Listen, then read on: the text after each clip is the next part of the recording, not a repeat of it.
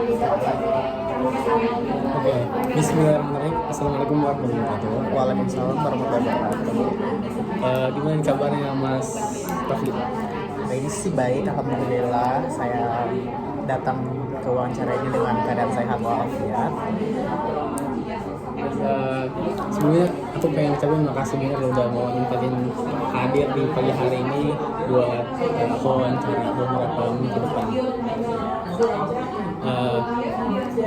Intinya kita pengen wawancara dengan tema pengaruh menonton film dalam membentuk pola pikir dan motivasi pengambilan keputusan pada mahasiswa.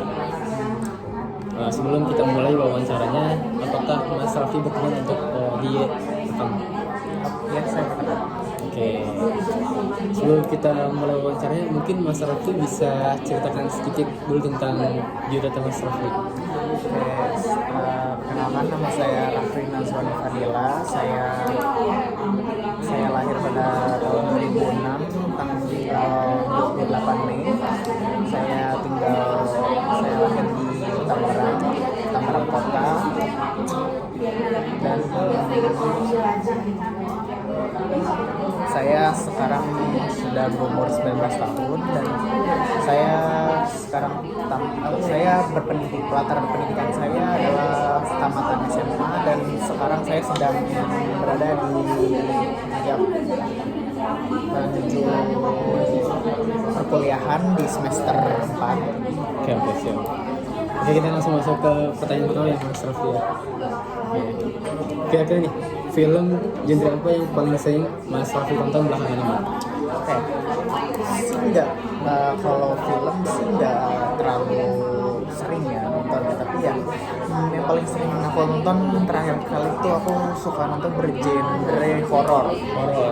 Ya horor, tapi ada beberapa kategori horornya sih, kayak aku tuh sukanya horor luar negeri ketimbang film bangsa horor buatan anak bangsa. Jadinya kayak Conjuring gitu ya? Ya kayak Conjuring, kayak The Nun gitu, Insidious gitu itu kan kayak lebih seru gitu. Oke, kalau misalnya film-film buatan karya bangsa sendiri, aku paling suka film keluarga karena menurutku orang Indonesia tuh kalau buat film keluarga tuh bagus sih, ya lebih bagus daripada film luar. Jadi lebih suka film keluarga kayak Tunggu Sukses? film Keluarga Cemara itu bagus. Cemara. Itu bagus banget sih, itu bagus banget. Gitu. Oke. Pernah nggak setelah nonton film tertentu, tiba-tiba Mas Raffi ini memiliki cara pandang yang berbeda gitu? Kayak tadi tentang film horor misalnya kayak Conjuring atau film drama Keluarga Cemara, setelah nonton juga muncul pemikiran-pemikiran yang berbeda gitu. Ya, itu sih pemikiran itu sih juga sering kalau kita lagi nonton di tengah-tengah ataupun di akhir gitu loh, kayak kita berpikiran kalau selama ini tuh misalnya kayak ada suatu kejadian kayak misalnya di film itu kayak penjahat sama pahlawannya lah berantem bla bla bla, ternyata selama ini tuh penjahatnya kayak gitu. Ternyata tuh kita tuh sebenarnya nggak boleh memandang sebelah mata orang gitu loh. Oke. Karena dari film sendiri pun setiap film pasti punya setiap film tuh punya kayak di akhir film tuh pasti kita bakal sadar kalau itu kayak punya arti nilai sendiri di dalam gitu loh. Kayak misalnya kayak film apa ya yang paling bagus ya, kayak ya keluarga Cemara lah ya, kayak itu kan film kan tentang keluarga, pengorbanan seorang ayah kepada keluarganya. Jadi kayak selesai nonton tuh kita kayak punya pikiran kayak jadi selama ini tuh peran ayah tuh sangat penting di dalam keluarga gitu loh. Oke, siap. Mungkin Mas Raffi bisa ceritakan sedikit nih satu adegan atau konflik di film-film yang tadi Mas Raffi ceritakan yang bikin Mas Raffi kayak bertanya-tanya atau membuat Mas Raffi kayak berpikir keras. Adegan film ya. tadi kan jadi Mas Raffi jadi kayak membuat Mas Raffi berpikir keras tentang gimana caranya menyelesaikan masalah di adegan tersebut gitu misalnya. Kayak aku ada satu film yang menurutku agak bagus, menurutku bagus banget. Dan ada itu ini yang judulnya aku agak lupa. Kalau nggak salah judulnya tuh ini yang aku lupa lagi nama judulnya itu apa. Pokoknya tentang keluarga ya, di keluarga kayak sebenarnya aku lebih suka film keluarga sih. Jadi karena itu di adegan itu tuh si anak terakhir, jadi tuh satu keluarga itu punya 3 anak. Itu anak pertama tuh yang namanya aku lupa, dia cowok dan Satu kakak 7 bulan kan? Hah? Satu kakak 7 bulan kan? Bukan. Kita cerita untuk apa sih? Apa kan ada cerita tentang hari ini, tentang hari ini. Itu menurutku bagus banget itu, kayak cerita tentang anak terakhir. Karena aku juga anak terakhir kan. Iya. Kayak Relate banget gitu ya. kayak relate gitu loh. Terus ada adegan di mana ini yang adik terakhirnya kecelakaan, terus yang disalahin tuh abangnya. Itu kayak sedih banget, kayak itu berarti kayak peran abang atau kakak tertua tuh pasti kan selalu jadi perisai buat adik-adiknya gitu loh. Ntar bakal kayak kena omel dari orang tua, pasti kan disalahin tuh ya kakak tertua gitu. Nah itu sih yang bikin kayak emosional banget, kayak ya Allah kasihan banget. Oke, kita masuk ke pertanyaan berikutnya. Setelah nonton film atau setelah nonton film yang menginspirasi misalnya kayak tadi film kayak Cemara, nanti kita cerita tentang hari ini dan film-film lain yang tadi Mas Raffi disebutkan, apa yang ini deh, tadi kita udah nanya tentang perasaannya.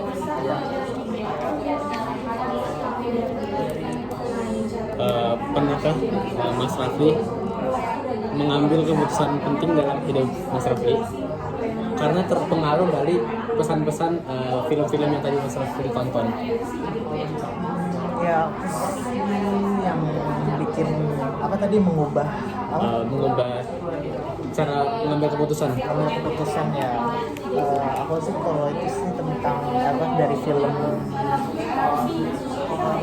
keluarga Cemaras ya. Jadi aku bakal ngambil keputusan, aku gara-gara nonton itu tuh aku jadi mikir kayak peran ayah tuh penting banget, kan sekedar penting, kayak aku juga merasa kan ntar aku juga udah jadi kita semua jadi ayah kan. Ya kayak itu tuh jadi faktor penting karena kita tuh, aku tahu ayahku kerja pagi sampai malam, pulang capek, itu tuh untuk keluarga bukan untuk dirinya sendiri gitu loh. Jadi sampai sekarang tuh aku kalau ngambil keputusan tentang ayahku itu tuh kayak mikir lagi, kayak aku minta duit atau apa gitu, itu aku mikir terus kayak enak gak ya minta duit, walaupun itu sudah kewajiban kita sebagai anak minta uang gara-gara itu dia mencari nafkah, tapi itu kayak ada kesan gak enakan dalam hati gitu loh, minta duit karena kita cuma minta sementara kita ngeliat ke dalam diri kita sendiri tuh kalau kita tuh kurang gitu di mata mereka. Oke. Kita tadi kan ngobrol dari awal sampai akhir tentang film-filmnya Mas Raffi, mungkin berkesan gitu ya.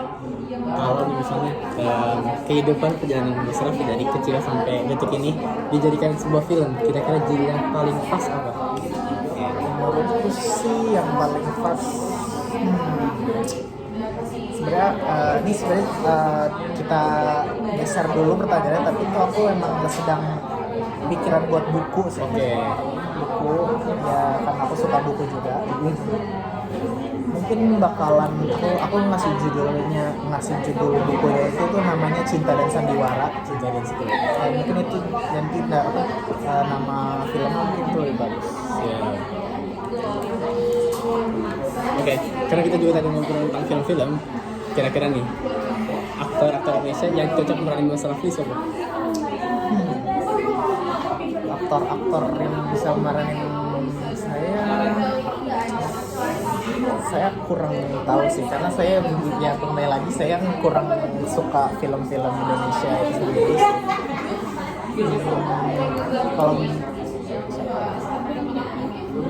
Kalau misalnya saya diperanin oleh perempuan mungkin Dian Sastro sih. Ya Dian Sastro mungkin lebih bagus perannya kalau meranin saya.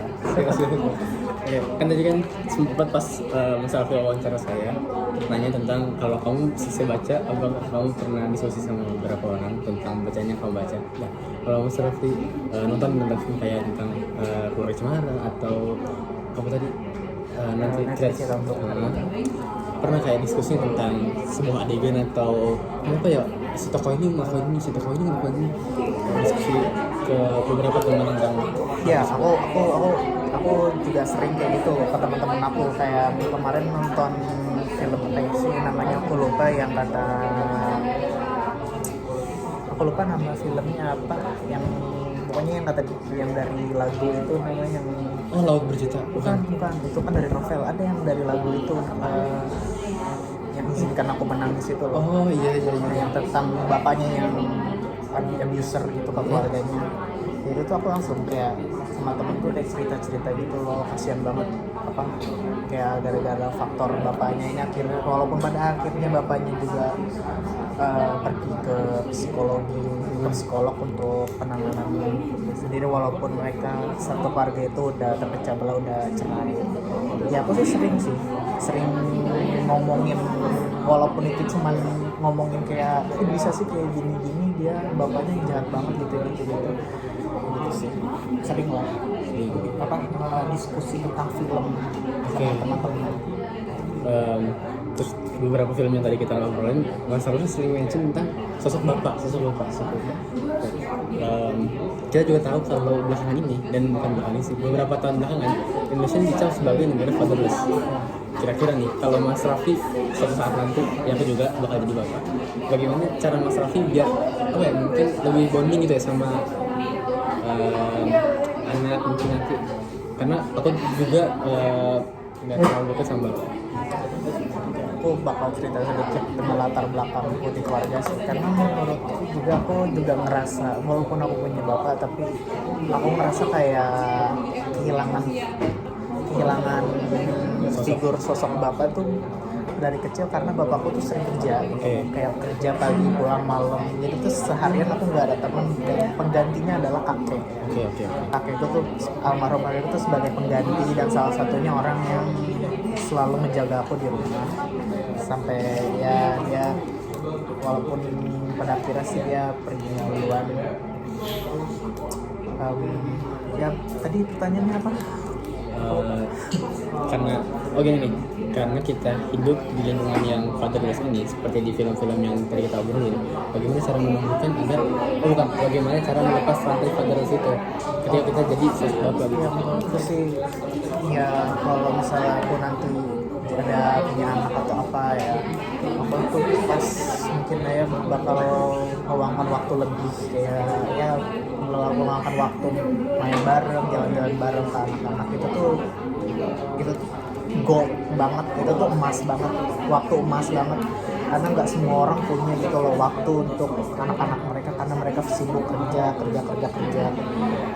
Ya aku juga aku walaupun aku melihat bapakku tuh hampir mirip ke aku, gara-gara kayak mungkin dari sifat bapakku tuh orangnya nggak keras, walaupun nggak bukan pendiam. Bapakku tuh orangnya tuh lembut, kalau tegas sih tegas bisa, tapi tuh dia seringnya kelembutnya gitu loh, berbeda dengan ibuku tuh lebih keras lagi, kayak suka ngomel gini bla bla.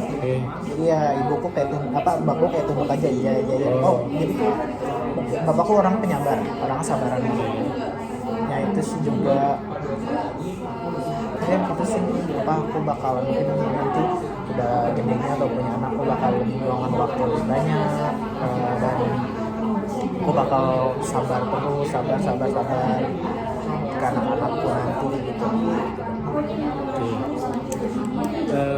Mungkin sebelum tutup nih, satu pertanyaan terakhir sebelum tutup.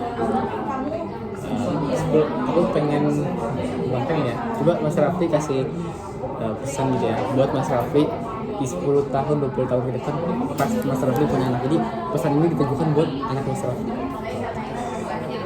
Oke, aku sih untuk aku buat anak-anak ya di masa depan ya,